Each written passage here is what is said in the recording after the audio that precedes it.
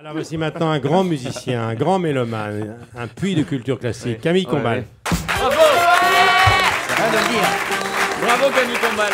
Génial.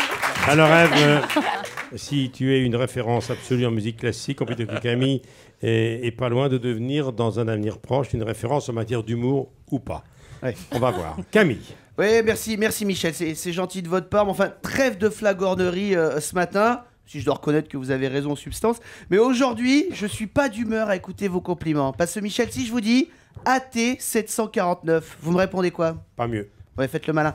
AT 749, c'est le vol Paris-Marrakech que vous allez prendre tout à l'heure avec Willy Rovelli, Oui. Malik Bentala Oui. et Oldelave pour vous rendre au Marrakech du Rire avec eux, avec vos petits chouchous de la bande qui ont le droit de partir au soleil avec Michel. Mais je vais vous dire un bon truc. Je veux dire, ça nous fait beaucoup de peine, Michel. Avec Charlotte, Mathieu et moi, on est brisés. Et je vais vous dire un truc. Julie, elle est pas malade. Elle est couchée de tristesse.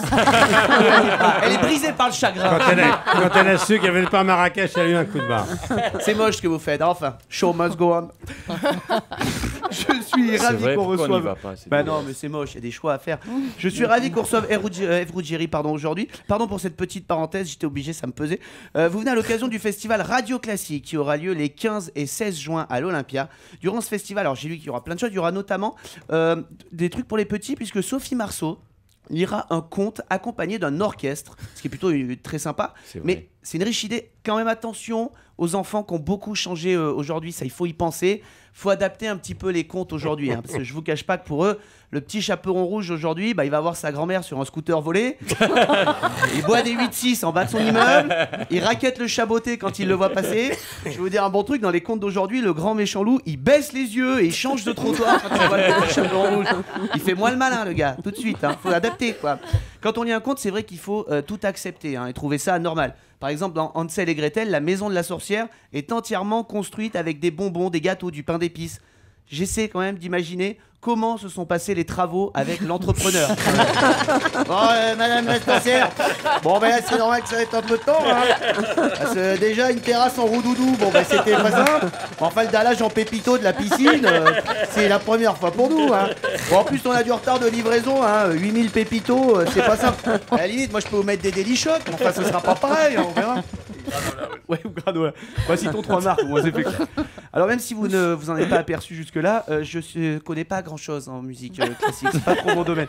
Il y a un truc qui m'étonne quand même, c'est dans les orchestres, il y a les violons, il y a les contrebasses, il y a les clarinettes, il y a les saxophones, et il y a toujours un triangle que personne n'entend pendant le concert. Personne à la fin d'un concert n'a jamais dit « Ouais, attends, alors j'ai adoré les violons, je trouvais ça incroyable, mais le mec qui a fait du triangle, ce gars est le meilleur du monde. » Ça m'a ému, ça m'a mis la larme. Hein. Personne n'entend le triangle, il est nul cet instrument. Ça donne quoi un solo de triangle, franchement? Bon les gars, attention, c'est le moment de mon solo.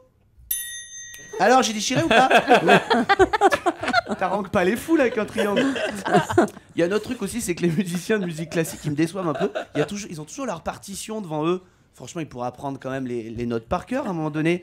Je sais pas, au théâtre, les comédiens, ils apprennent les textes par cœur. Vous imaginez si les comédiens de théâtre lisaient leurs textes pendant la pièce? Oh Roméo, mon Roméo, pourquoi es-tu... Attendez, c'était page 4. Allez. Mon Roméo. Ça casserait un peu le rythme, ouais, ils font l'effort.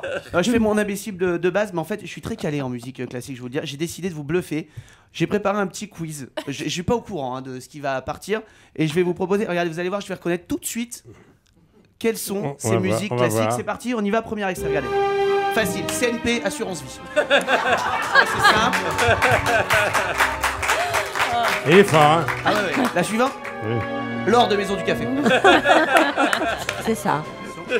Alors ça c'est très vieux. Ça c'est AGF. AGF. 92. AGF. Voilà. Mais Ravel était déjà même assurance. Exactement. Un petit dernier, allez, je vous bluffais. Ah ouais. C'est ça, Marvessé, ça. Non. Oh là là. C'est Ajax, pardon pour les puristes. Oui, c'est pas la même chose. Il y a peut-être des puristes qui Ça a nous été écoutent, repris. Ajax. Ça a été repris. Ça a été repris par Ajax. Exactement. Je suis désolé s'il y a des passionnés de musique classique qui nous écoutent. En tout cas, on est ravis de vous recevoir aujourd'hui. Je vous le dis, faites attention quand même si vous croisez le petit chaperon rouge, vous n'êtes pas à l'abri qui vous braque votre sac à main. Donc méfiez-vous. Camille. 8,5.